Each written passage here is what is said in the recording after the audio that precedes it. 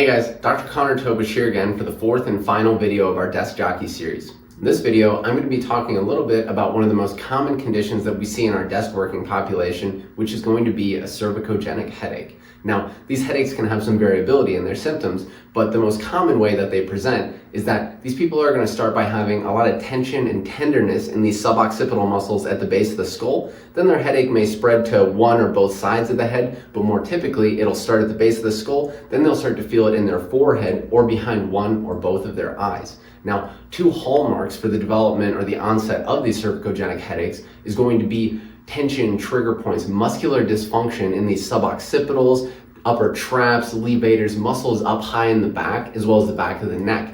We're also going to have joint restrictions found in the upper cervical spine and maybe even the upper thoracic spine. And if you think of or picture somebody sitting with poor posture for an extended period of time where they're rounded in their back, their shoulders are out in front, their head's out in front, this is basically a recipe for the development of the two things that we just talked about.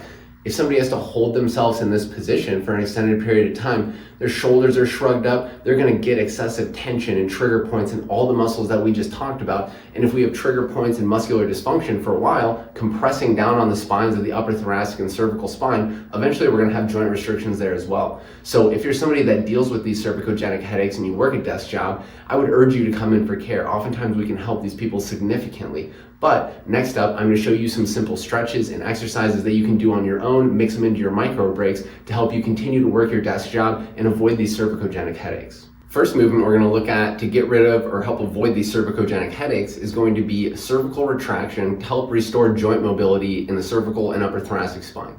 So you're basically just going to be moving your head into the opposite position. Your head just moves like a drawer. So no tipping up or tipping down. It's just going to glide straight backwards. Then you're going to give a little overpressure. I'll show you one from the side.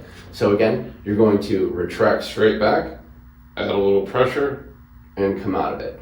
I'd mix about 5 to 8 of those into each of your micro breaks. Next up, we're going to look at some simple stretching for some of these muscles that go from the upper back into the neck, like the upper trap and levator scapulae. So whichever side you're going to stretch, take that hand and either sit on it or hold on to your chair. Then you're just going to tip your head away. You can give yourself some light overpressure, feel a nice stretch to that upper trap, hold that for 8 to 10 seconds. And you can rotate away about 45 degrees, tuck down. Again, add some light overpressure, hold for 8 to 10 seconds to stretch out that levator.